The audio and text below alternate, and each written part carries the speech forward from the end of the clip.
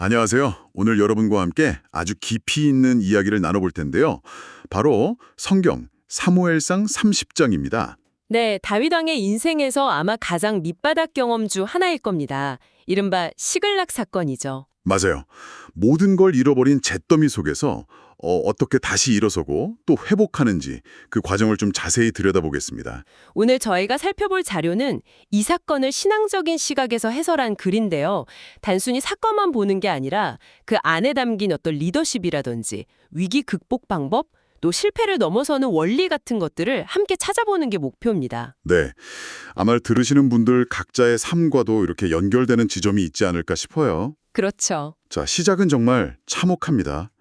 다윗이 당시 사울 왕을 피해서 블레셋 땅 시글락이라는 곳에 잠시 머물고 있었잖아요. 네, 망명 중이었죠. 근데 다윗과 부하들이 잠시 자리를 비운 사이에 아말렉 족속이 침략한 거예요. 네, 성읍은 완전히 불타버리고 아내와 자녀들을 포함해서 모든 사람, 재산까지 싹 다 약탈당한 거죠. 그야말로 빈털토리로 돌아온 셈인데 사무엘상 30장 1절 2절이 그 상황을 보여주죠. 네.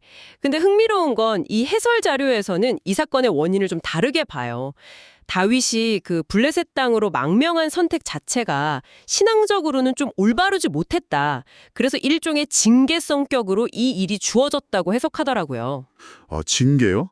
그럼 벌을 받는다는 건가요? 조금 달라요. 여기서 말하는 징계는 그냥 망하게 하려는 심판이랑은 구별해야 한다는 거죠. 오히려 다윗을 다시 하나님께로 돌이키고 깨우치고 더 성숙하게 만들려는 목적이 있다는 분석이에요.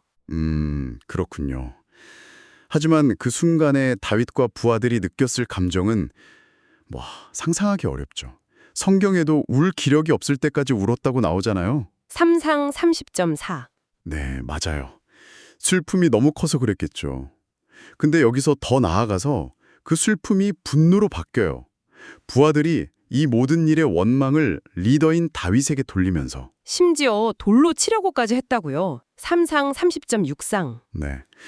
자료에서도 지적하듯이 위기가 닥치면 이렇게 원인을 외부나 리더 탓으로 돌리려는 게 인간의 좀 연약한 모습이기도 하죠. 다윗 입장에서는 정말 리더십의 위기이자 생명의 위협까지 느끼는 최악의 상황. 그야말로 사면초가였겠네요. 바로 그 지점입니다. 근데 이야기가 여기서 완전히 뒤집혀요. 성경 구절이 정말 중요한데 다윗이 크게 다급하였으나 그의 하나님 여호와를 힘입고 용기를 얻었더라. 3상 30.6하 이 구절이죠. 아, 그의 하나님 여호와. 이게 그냥 막연한 신이 아니라는 거죠. 그렇죠. 해설에서도 그걸 강조해요. 그냥 신이 아니라 과거 목동 시절부터 골리앗을 이길 때, 또 사울에게 쫓길 때, 그 모든 순간에 나와 함께 하셨던 바로 나의 하나님, 그 구체적이고 인격적인 관계를 기억하고 붙잡았다는 거예요. 이게 전환점이죠. 와, 절망 속에서 과거의 그 경험과 관계를 끄집어내서 현실을 이겨낼 힘을 얻었다는 거네요. 네. 단순히 긍정적으로 생각하자, 이런 차원이 아닌 거죠. 그래서 용기를 얻은 다윗이 그냥 주저앉아 있지 않고 바로 행동하죠. 제사장 아비아다를 불러서 하나님의 뜻을 묻잖아요. 맞습니다. 에봇을 가져오라고 해서 묻죠. 내가 쫓아가면 따라잡겠습니까? 네. 그랬더니 쫓아가라. 네가 반드시 따라잡고 도로 찾으리라는 응답을 받고요. 관계가 회복되니까 바로 길이 열리는 모습이네요. 그렇죠. 하나님과의 관계 회복이 우선되니 즉각적인 인도하심이 따랐다는 점을 자료는 보여줍니다. 자, 그래서 이제 600명을 이끌고 추격을 시작하는데 가다가 한 200명 정도는 너무 지쳐서 부솔 시내라는 곳에 남게 되죠. 네, 체력적으로 한계가 온 거죠.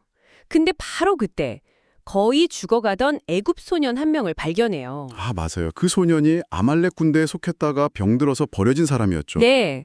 근데 이 소년에게 먹을 걸 주고 구해줬더니 결정적인 정보를 제공하잖아요. 아말렉 군대가 어디로 갔는지. 이야, 이게 참 세상에서는 버려지고 하찮게 여겨질 수 있는 존재를 통해서 하나님이 또 길을 여시는 그런 섭리 같은 걸 보여주는 대목이네요. 바로 그 점을 해설에서도 주목하더라고요. 결국 다윗은 그 정보 덕분에 아말렉을 급습해서 크게 이기고 빼앗겼던 모든 것, 가족들, 재물 하나도 남김없이 다 되찾죠. 삼상 30점 17, 19. 네, 완전한 회복입니다. 근데 여기서 이야기가 딱 끝나지 않는 게 더 놀라워요. 아, 그렇죠. 단순히 잃어버린 걸 되찾은 수준이 아니라 원래 아말렉 사람들이 가지고 있던 양떼, 소떼 같은 재물까지 전부 다 전리품으로 얻게 되잖아요. 삼상 30점 20. 네, 이걸 사료에서는 넘치는 은혜라고 표현해요. 실패 이전보다 오히려 더 풍성해지는 결과. 이게 정말 인상적인 부분이죠. 와, 넘치는 은혜. 정말 적절한 표현 같아요. 자, 그런데 돌아오는 길에 또 문제가 생깁니다. 내부 갈등이죠. 맞아요. 힘들게 싸웠던 사람들이 그 부솔 시내가에 남아있던 200명에게는 전리품을 나눠줄 수 없다 이렇게 나온 거죠. 자기들 공로를 주장하면서요. 아, 충분히 그럴 수도 있겠네요. 인간적으로는. 근데 여기서 다윗이 또 한 번 리더십을 발휘합니다. 아주 중요한 원칙을 선포하죠.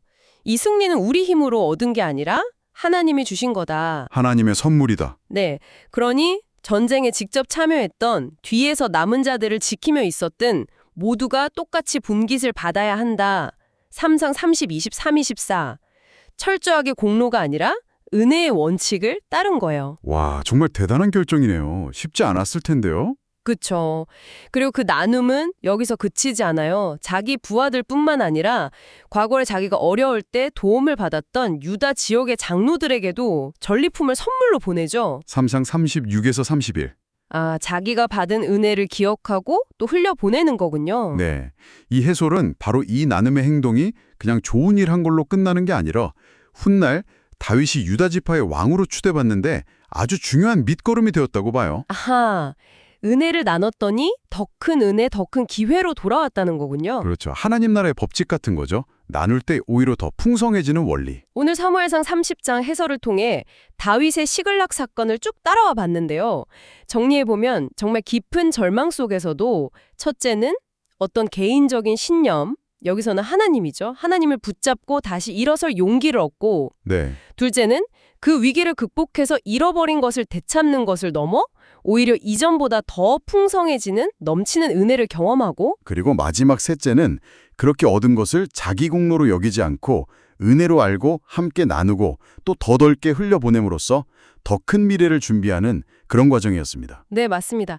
그렇다면 이제 이 이야기가 오늘 우리에게 던지는 질문은 뭘까요? 여러분의 삶에서 혹시 모든 것이 무너져 내린 것 같았던 시글락의 경험은 없으셨나요? 어쩌면 지금 그런 시간을 지나고 계신 분도 있을 수도 있고요. 네, 만약 그런 경험이 있다면 혹은 있었다면 그 과정을 통해 단순히 회복하는 것을 넘어서서 혹시 역설적으로 이전보다 더 얻게 된 것, 더 깊어지거나 풍성해진 부분은 없었는지 한번 돌아보시면 어떨까요? 그리고 오늘 이야기 속 다윗의 나눔의 원칙. 그게 지금 여러분의 관계나 공동체 안에서는 또 어떻게 적용될 수 있을지 잠시 생각해보는 시간을 가져보시는 것도 좋겠습니다.